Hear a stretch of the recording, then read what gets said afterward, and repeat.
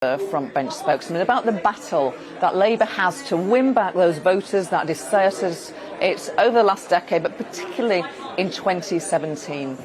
Labour MP Stephen Kinnock, who is Shadow Foreign Office Minister, he has established a group called Renaissance. He's the MP for Aberavon, and he joins us now. Hello, Stephen Kinnock. It's lovely to see you. Yeah, lovely. Tell me about this group. Let's start, because you're trying to heal the relationship between former Labour voters and the Labour Party, and hopefully win them back to the Labour fold. Tell us about your group, what it's doing, what the mission is, why it's important. Yeah, so we've established Renaissance because we want to focus on the voters that Labour's been losing over the last 10 years. We think that they are vitally important. We'll never see a Labour government again unless we go back to those voters with a really clear and compelling message. And what that message needs to be is that we are the party of work and good jobs. We need to have jobs that people can raise a family on. We're the party of sensible and sound management of the public finances, and we are the party that believes Britain can stand on its own 2 feet. That yes, we always have to cooperate with our international partners, but we've also seen years now of all the good jobs being outsourced to Asia, the decline of our manufacturing base, and we need to have towns all over the country where young people feel that they can stay if they want to, rather than have to go off to university and never come back. So those are the 3 key messages that Renaissance is going to be coming forward with, and the good news is it's absolutely in line with the way that Keir Starmer is taking the Labour Party. There are some in the party who say, you know, don't worry about working class voters, they've gone. And they did in droves, and they went to the Tories, and you could argue, make a very compelling argument that it is the Tories that are now the working class party in terms of the voter base of the 2019 election. So some in your party would say, forget about them. There are graduates, there are Remain voting areas, there are young people and students. That's your new base. What do you say to them? It's complete and utter nonsense. In order to form a Labour government without needing the support of any other party, we need to win 124 seats at the next general election. That's a massive mountain to climb. Of those 124, 104 are in small towns outside the big cities. So just purely the maths is one answer to your question. But the other is that it's actually our moral duty as the Labour Party. These are the voters, these are the communities that the Labour Party was founded to represent. So for reasons of our moral purpose as a party, and also for the brutal maths of winning power, we have to reconnect with our heartlands, those communities that we've lost, that we've been losing for more than a decade probably, and that's the challenge that Renaissance is going to be setting for the party. And I think this conference has been a big step towards rising to that challenge.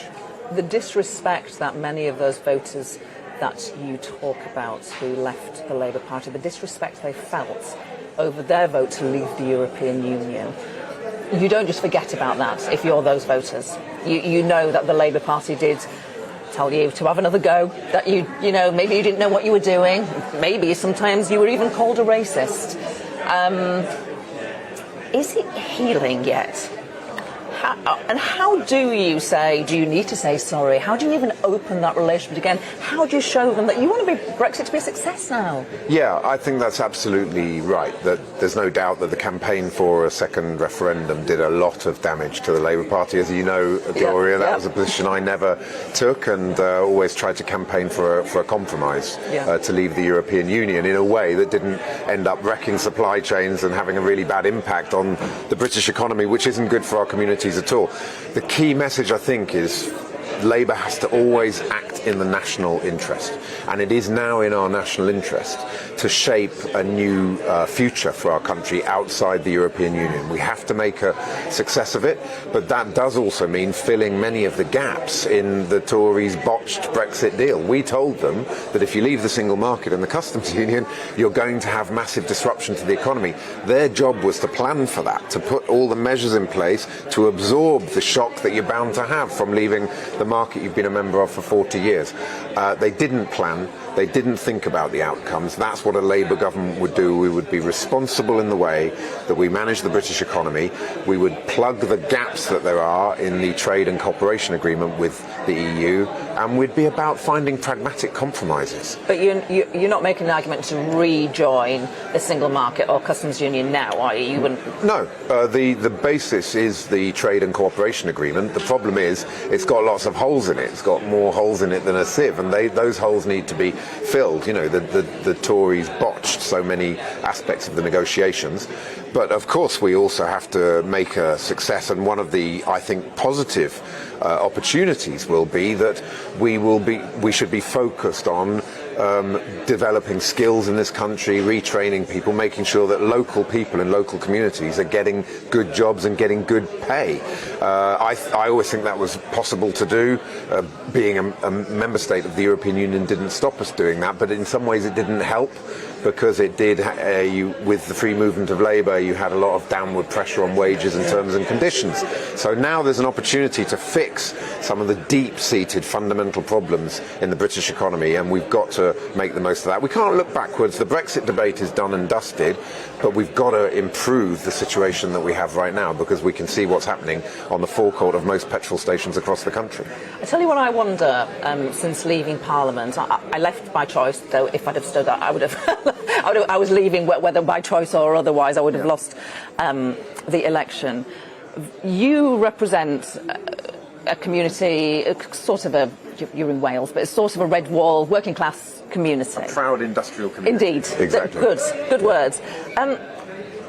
Those voices are far fewer in the Parliamentary Labour Party now, just because so many MPs from those communities were wiped out.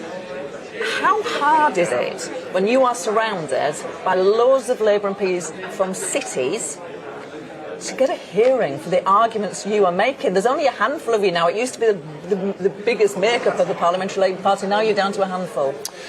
That's very much why we formed Renaissance, because we feel that we need that voice both within the Parliamentary Labour Party and outside it in constituency Labour parties across the country. But that's why I think that our sort of three key stories about the future of the country, they do actually resonate, because it doesn't matter whether you live in Hackney or Hartlepool. You want good jobs for yourself, for your family, for your children and your grandchildren. That's why Labour has to absolutely make it clear that our identity is being the party of work and good jobs. Jobs you can raise a family on. And I think that works right across the country. But a big part of that is the second story we tell, which is about a Britain that can stand on its own 2 feet. That means rebuilding our manufacturing sector.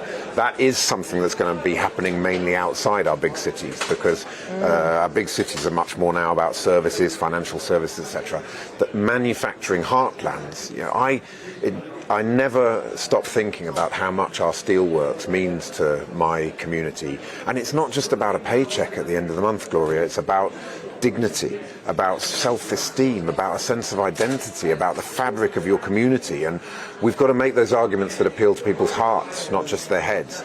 And that is what, if people come to Port Talbot and see what it means to our community, we can have that across the country, but we've got to believe in it. We've got to believe in it passionately, and that's what the Labour Party has to be about. Problem is, the Tories would say, that's what we're doing. Our entire mission is levelling up, building back better. Actually, in the northeast, there seems to be, some good news in car plants, etc., battery factories. You want to do it, and you want the Labour Party to embrace it. Some would say the Tories are already doing it. I think actions speak louder than words, and if you look at the record of the Conservative government in terms of their relationship with China, it's been opening up our arms to China, letting China come in and take. 30% of Hinkley Point nuclear plant is owned by the Chinese government. We've allowed all the good jobs to be outsourced. We didn't stand up when China was dumping steel on the markets. So the British government has, I think, got a basic view, the Conservative government, that you just let the market rip and you take your hands off and you allow communities to see all the good jobs going. They talk a good game on levelling up, but I don't think anybody really knows yet what it means, and we are seeing real serious issues in terms of the British economy and where the jobs are going. So actions speak louder than words. Let's judge them on their results, not by all the fancy slogans that they come up with. I think the Labour Party have a tough job because Boris Johnson and his government, they're not a Thatcherite government. It's quite interventionist, it spends money, it had furlough. It makes it harder, doesn't it, for the Labour Party? I don't think Margaret Thatcher would recognise this government. I think that we did a lot of research through the Renaissance Project and talked to voters in the communities that we've been talking about in this conversation, and it was clear to us from those conversations that they do understand that we've ended up with a very exploitative model in this country. There are a lot of people who are saying that I work, or my son or daughter or grandson or granddaughter work every hour that God sends. We're not being paid enough for what we do. There's 0 hours contracts. There's a completely let the market rip approach to the way that our economy and society is working. And a lot of people were saying, that's not been good for us in our communities. It takes away from our sense of dignity and our sense of pride in what we do.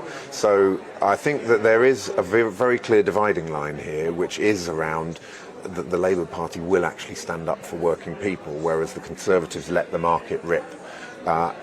We have to see at the ballot box at the next general election whether that argument cuts through. But in terms of the authenticity of the parties and what they really stand for, people do not buy into the idea that the Conservatives are actually really going to be standing up for working people. I think they see that there might be some money. They all voted for them, but for many, many reasons to do with our previous leadership and what that meant to a lot of these communities, real concerns about national security, and Brexit was a major driver as well, and also a 2019 manifesto, which frankly was a Christmas wish list. So we've got such a mountain to climb in terms of building economic financial credibility, in terms of being the party that of work and good jobs, and the party that truly believes that Britain can stand on its own 2 feet. And I think the key with the Labour Party as well, Gloria, is repeat. The problem we've had for years now, decades even, is that we jump around from one thing to another, and we can't do that anymore. We've got to settle on a small number of really compelling stories about the future of the country, and then we've got to repeat those until people really are hearing us, and it's almost a voice in their heads before they go to sleep at night. That's when you know you're succeeding. Was Andy McDonald a voice in your head before you went to sleep last night? Do you like what I did there? I'd like to think that I was a voice in his head, but I'm not sure whether I was. Yeah, it's really poor, I think, because of the timing of it, and also very confusing because I think the day before Andy was actually singing the praises of the deal that he had done on the policies that he was putting forward, and then he seemed to resign on the basis of something he'd been supporting 24 hours before. And by the way, on pay and the minimum wage, we absolutely have to raise the minimum wage, but the reason that the minimum wage raises have worked so well over the recent years and haven't led to unemployment is because it's been a slow, gradual increase, so business has been able to adapt. If you go too far too fast, you're going to end up with businesses not being able to afford it and then closing down, which isn't good for anyone because then people are losing their jobs. So absolutely we should have the ambition to raise the minimum wage even beyond £10, but you have to go slowly. It's got to be baby steps, really. Otherwise you end up upsetting the apple cart and making a mess of the whole policy. Now, you're a shadow Foreign Office Minister. 2 weeks ago, the UK, US, Australia, they announced that joint military partnership. The official Labour position was to support that. Absolutely. Delegates here said they don't like it. Yeah. Well, how do you manage? Conference is supposed to be the sovereign body of the party. The Labour leadership takes one position. Labour Party members say we don't like the position. Where do you go from there? Well, we've got to do the right thing in the national interest, and the Labour Party and our front bench and our leadership are absolutely clear that what China is doing in the South China Sea, buzzing Taiwanese airspace, sending battleships past Taiwan, they have to be deterred. That's got to stop.